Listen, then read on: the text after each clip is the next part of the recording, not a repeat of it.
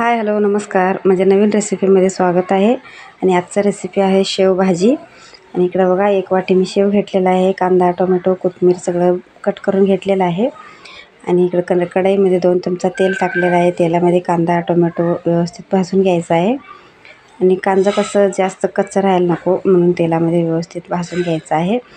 1 चमचा जिरा टाकलेला आहे. गरम मसाला आणि धना पावडर आणि चाट मसाला सर्व घातलेला आहे. आणि हळद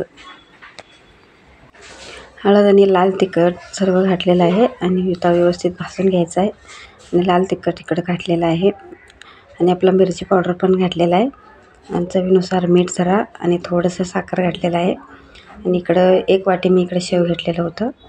आणि ते आता यामध्ये व्यवस्थित मिक्स करून घ्यायचं आहे. आणि 1 वाटी पाणी घालायचं आहे.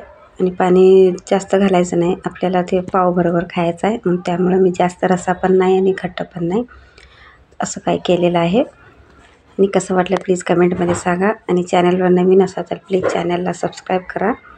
इकडं मस्त शेवभाजी तयार झालेला आहे. हे बघा मस्त शेवभाजी तयार झालेला आहे. आणि इकडं ताट पण तयार आहे, या तुम्ही पण खायला. इकडं पाव ठेवलेला आहे. चला शेवभाजी तयार झालेला आहे. कसं वाटलं प्लीज कमेंटमध्ये सांगा. आणि आता इकडे टेस्ट करायला आकाशला दिलेला आहे. आकाश सांगतोय